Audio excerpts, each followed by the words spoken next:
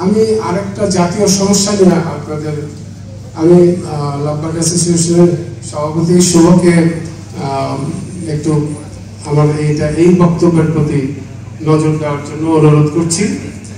আমরা প্রতি 2 বছর পর পর দেখি বন বিভাগ সিংহের মতো গর্জন করে আমাদের ঘাড়ে চেপে বসে। আমাদেরও এক হওয়ার সময় আসছে। আমাদের পাখি সংগঠন যতগুলা সবাই একসাথে হই, আমরা তাদের বিরুদ্ধে মামলা করে আমরা প্রাণী বিভাগ যেটা আমরা লাইফ স্টকে যাব। আমরা কেন বন বিভাগের মাতব্বরিতে থাকবো? আমরা সবচেয়ে প্রবীণ পাখাল এখানে বা সবচেয়ে প্রবীণ এভিকালচারিস্ট আজিজুল হক ফরহাদ স্যারকে অনুরোধ করছি আমাদের এখানে বক্তব্য রাখার জন্য। সবাই করতালির মাধ্যমে স্যারকে গ্রহণ করুন।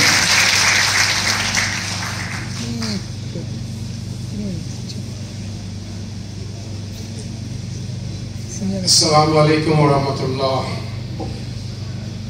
আজকের ল্যাবের এই অনুষ্ঠানে উপস্থিত হতে পেরে আমি নিজেকে গর্বিত মনে করছি এবং এই অনুষ্ঠানের আয়োজন যারা করেছেন ল্যাবের কর্মকর্তা, সভাপতি সহ কমিটির সমস্ত সদস্যবৃন্দ অক্লান্ত পরিশ্রম করে যেভাবে এই একটা আকর্ষণীয় ইভেন্ট হিসাবে দাঁড় করিয়েছেন, আমি অন্তর থেকে তাদের কৃতজ্ঞতা জানাচ্ছি। আমি একজন পাখি প্রেমিক হিসাবে আপনাদের মাঝে উপস্থিত হতে পেরে অনেক আনন্দিত। একটু আগে বক্তারা বলেছেন আমার একটু অ্যালার্জি আছে এই পাখাল শব্দটার প্রতি। পাখালে কেমন যেন এই রাখালের থেকে পাখাল আসা, এর কর্মচারী গন্ধ আছে। আপনি নিজেকে মালিক মনে করতে পারেন না কেন? আপনি নিজের টাকা দিয়ে পাখি কিনছেন, নিজে পাখি ঘর বানাইছেন, এভিয়ারি বানাইছেন, অথচ আপনি পাখাল বলতেছেন, নিজেকে ছোট করে কর্মচারী ভাবতেছেন। আপনি গর্বিত হয়ে কেন বলতে পারেন না আমি একজন খামারি, আমি একজন সম্মানিত খামারি? সারা পৃথিবীতে এটা এগ্রিকালচার একটা শিল্প। আপনি সেই শিল্পের সাথে জড়িত। আপনি রাখাল পাখাল বলে আপনি নিজেকে ছোট করবেন না। এটা আমার তরফ থেকে আপনাদের প্রতি অনুরোধ রইল। আসুন আমরা পিছনের দিকে তাকাই। আজকে আপনারা একজোড়া পাখি কিনবেন, মিরপুরের 1 নম্বরের বিরাট হাট বসে প্রতি সপ্তাহে এবং বাকি 6 দিনও বিভিন্ন জায়গায় হাট বসে। অথচ সেই আমাদের সময় ফিরে যায় যখন হাতে গোনা কয়েকজন পাখি পালত, এই 20-22 জন হবে। এরা একজোড়া পাখি পরিকল্পনা করেছি, কিনতে পারতাম না। একজোড়া লুটিনো বিক্রি হবে, খবর পেয়েছি কত দাম? 8,000 টাকা। আরে যখন ডলারই ছিল 20 টাকা 22 টাকা, এখন তো 120 টাকা 22 টাকা। আমি সেই সময়ের কথা বলছি যখন একজোড়া রোজি বা বেনিফিশিয়াল তখন 5,000 টাকা বিক্রি হতো, ব্লু মাস্ক এবং লুটিনো 8,000 টাকা বিক্রি হতো। এই সময়কার কথা বলতে গেলে কষ্ট হয় যে এত অল্প সংখ্যক ব্রিডার কিভাবে তাদের শখ পূরণ করেছে কষ্ট করে। আসুন আমরা আরেকজন লেজেন্ডের কথা বলি। ঢাকায় তখন পাখির জগতে সম্রাট হিসেবে পরিচিত মতিয়ার রহমান শানু, তার সামনে তো আমাদের সিনিয়র কিছু লোক পেয়েছেন। আমার জুনিয়র সদস্য যারা পাখি পালন করেন, খামারি, তারা হয়তো তাকে দেখার সৌভাগ্য হয় নাই। আমাদের সময়কার অনেকেই পাখি পালতেন, কিন্তু কোনো টিপসের জন্য গেলে ওনারা মুখ খুলে বলতেন না, হয়তো বা ঈর্ষা করতেন যে যদি শিখে যায়। আরে বাবা, জ্ঞান এমন একটা জিনিস, দিলে কমে না। আপনার পকেটে টাকা আছে, খরচ করলে কমে যাবে, কিন্তু জ্ঞান তো কমে না। এটার বেলায় এত কৃপণতা কেন? আমি আশা করব আপনারা যারা একটু সমৃদ্ধ পাখির জ্ঞানে, তারা যেন যারা নতুন তাদেরকে উৎসাহ দেন। তারা কোনো টিপসের জন্য আসলে প্রাণ খুলে যতটা জানেন ততটা দিয়ে দেন। দিয়ে দিলে মানুষের উপকার হয়, আপনারটা কমবে না।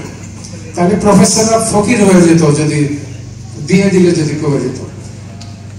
তো আশা করি আমার বক্তব্যের অর্থটা বোঝাতে পেরেছি। আমি আরেকটা জাতীয় সমস্যা নিয়ে আপনাদের আমি লাভবার্ড অ্যাসোসিয়েশনের সভাপতি শুভকে একটু আমার এই বক্তব্যের প্রতি নজর দেওয়ার জন্য অনুরোধ করছি। আমরা প্রতি 2 বছর পর পর দেখি বন বিভাগ সিংহের মতো গর্জন করে আমাদের ঘাড়ে চেপে বসে। আমরা যেমন দেখি ইসরায়েল ফিলিস্তিনকে ফাঁকা ফাঁকা করে দিচ্ছে, অথচ আরব রাষ্ট্র অনেক ক্ষমতাধর, তারা এক হতে পারছে না। আমাদেরও এক হওয়ার সময় আসছে। আমাদের পাখি সংগঠন যতগুলো সবাই একসাথে হই, আমরা তাদের বিরুদ্ধে মামলা করে আমরা প্রাণী বিভাগ যেটা, আমরা লাইফ স্টকে যাব। আমরা কেন বন বিভাগের মাতব্বরিতে থাকবো? আমরা তো বনের আন্ডারে থাকার কথা না। মুরগির খামার আমাদের বন বিভাগ দেখে না, এটা লাইফ স্টক দেখে। আমাদের খামারও লাইফ স্টক দেখবে, বন বিভাগ কখন করবে? আমরা কোনো সাইটিসের যেটা নিষেধাজ্ঞা আছে, আমরা সেই সব জিনিসকে ভায়োলেট করছি কিনা সেইটার জন্য হামলা দেওয়ার ক্ষমতা তার আছে, আমরা তাকে ওয়েলকাম করি। কিন্তু বারবার সে জুজুর ভয় দেখাবে, এই খাঁচার সাইজ এই হইতে হবে, আমাদের পারমিশন ছাড়া কত জোড়া পাখি হইলে খামারি হবে, কত জোড়া পাখি হইলে শৌখিন হবে, এইগুলি তাকে কে বলতে বলছে? এগুলি নিয়ে কেন গবেষণা করে তারা? একটা জগদ্দল পাথরের মতো আমাদের পাখির শৌখিনদের উপরে চেপে আছে এই বন বিভাগ।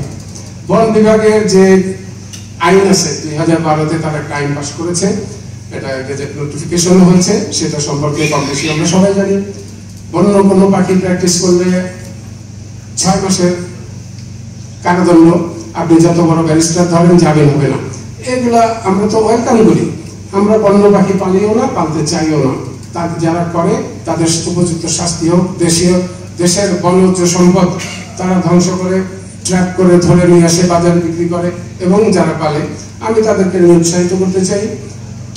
আমি সরকারের এই আইনকে শ্রদ্ধা করি, কিন্তু এই আইনের বাইরে, ওই তালিকার বাইরে যারা আছে, লাভবার্ড থেকে নিয়ে বাজিকার থেকে নিয়ে মেকাও পর্যন্ত, যেটা সাইটিসে নিষেধাজ্ঞা নেই, সেটার ব্যাপারে বন বিভাগের কোনো আপত্তি থাকার কথা না, বন বিভাগের কোনো রকম মাতবরি থাকার কথা না। আসুন আমরা সবাই, সব সংগঠন একসাথে হই।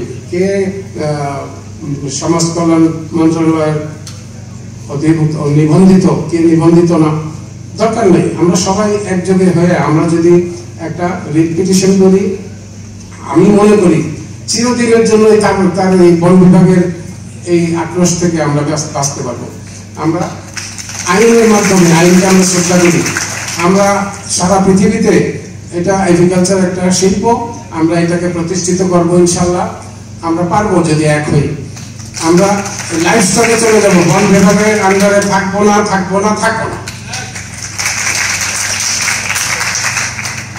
আমি আর আমার বক্তব্য দীর্ঘায়িত করতে চাচ্ছি না। আমি নবীনদের প্রতি আমার শুভেচ্ছা থাকলো। তারাও একসময় প্রবীণ হবেন, তারাও তাদের অভিজ্ঞতা সবার সাথে বন্টন করবেন। আমি এই বলে আমার বক্তব্য সংক্ষিপ্ত করছি। আসসালামু আলাইকুম।